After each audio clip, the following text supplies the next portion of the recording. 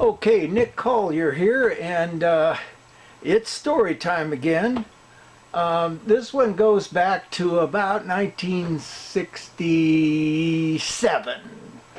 I had uh, I had stolen the car, went to the mental hospital, came out riding my Triumph, and bought a Harley. And that Harley was, I just rode it everywhere, and I was one badass molo. But and I needed to make money, and the whole process of selling pot was pretty iffy back in those days, because if you got caught, it was like, man, you were in prison for years and years. Not like today where, they give you a ticket if you don't have a prescription. So anyhow, I decided that it might be better to, make my money somewhat legally. And so one winter, the winter probably 63, I'm sorry, 66, 67, after I bought the Harley, I decided that winter to just tear it all the way down, put it all the way back together, and that began my Harley business. What am I, 18? And first I was in my girlfriend's garage.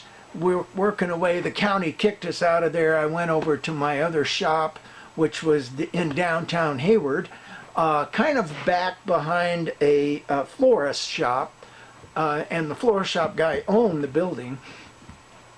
And anyhow, I set up shop in this little 3-car garage. And, and by the way, here's a picture. Or maybe a couple of pictures, I'm not sure.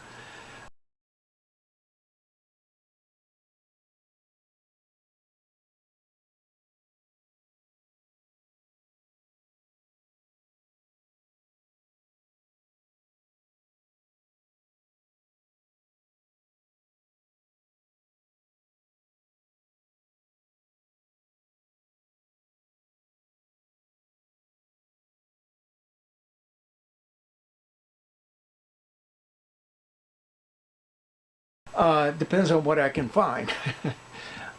Anyhow, behind my shop was facing away from the road, but behind my shop facing the road were these 3 small houses. Not houses, they were more like cabins.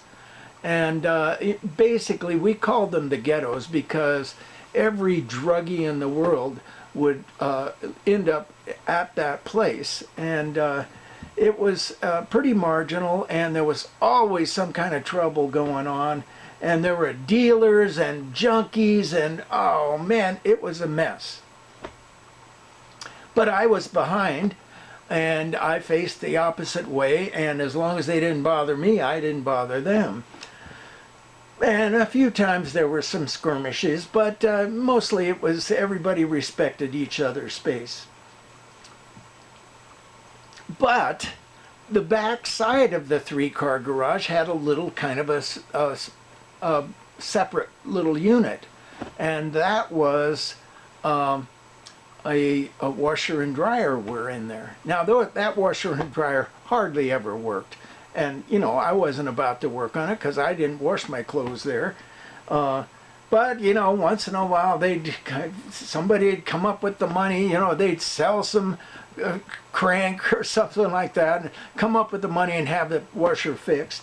And then of course a couple of weeks later it'd break. But this one guy was a pretty good sized dealer, and kind of mid-level, and he lots of pounds went through that house. And then everybody was cranked out, and everybody was starting to experiment with heroin, and again, just a mess. And this guy traded some crank for a great horned owl. Now, if you've ever seen a great horned owl, they're a pretty good sized bird. And and he was very proud of his trade. And he put the owl in the laundry room and put it up on top of the washing machine and tied its leg to the wall. Now, every time I came to work, I had to go into the laundry room to disconnect my burglar alarm. And there would be the owl hanging upside down from one leg because it would jump from appliance to appliance until it finally ran out of rope, and then it was hanging upside down. And this went on for weeks, and I kept telling this guy, you know, come on, you gotta take care of this bird. And he's like, well, yeah, I'll take care of it. And, you know, and he was totally spaced out. He, you know, I'm surprised that he fed it. I'm not sure that he did, actually. And after about 2.5, 3 weeks, I finally got fed up. You know, I warned him 4 or 5 times, and I finally just said, screw it. So when I went in there, here's the poor bird's hanging upside down. So I cut the string, and I bring the bird into the shop and put it in a box with a little padding. And the bird was, you know, pretty well wiped out at that point. And, you know, I had 2 dogs at the time, and I fed them Cal-Can dog food. And they were like guard dogs. Well, not so much. They barked a lot, but that was about it. Anyhow, I fed them Cal-Can dog food. So when I fed them, I would feed the owl the Cal-Can. And, you know, it took probably 2 or 3 weeks before it could stand up. And then it, you know, it would kind of walk down to the end of the aisle or into the work table and then walk back. And it got used to me, and I got used to it. And, you know, it was kind of a great little mascot to have in my shop until it was able to fly just a little bit. I mean, I think it had a tweaked wing or something like that because it wasn't able to fly. Maybe it was just starving, and it finally got recouped enough to be able to get up and move around. And so, you know, every morning I'd feed it Cal-Can dog food, and after a while it was able to jump from the bench to the handlebars of the motorcycles that I was working on. And, you know, a couple of the motorcycles were mine. You know, I was building them to sell, and a couple of the motorcycles were customers.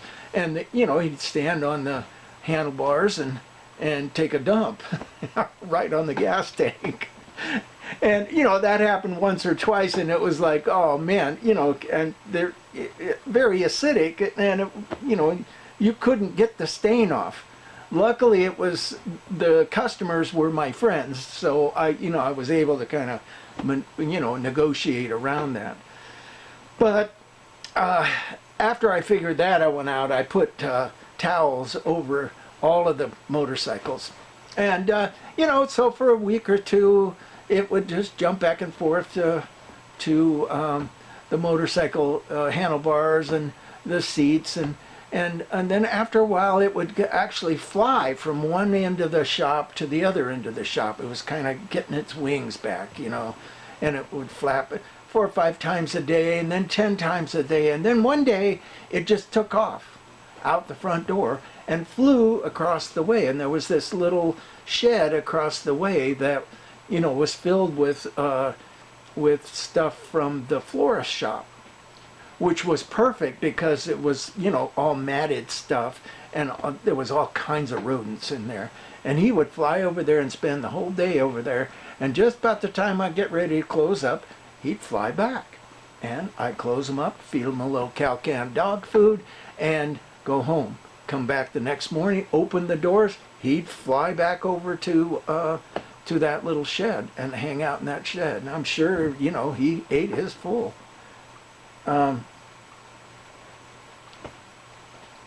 So it was a great process of watching this creature get healthy again. And it took probably about 3 months.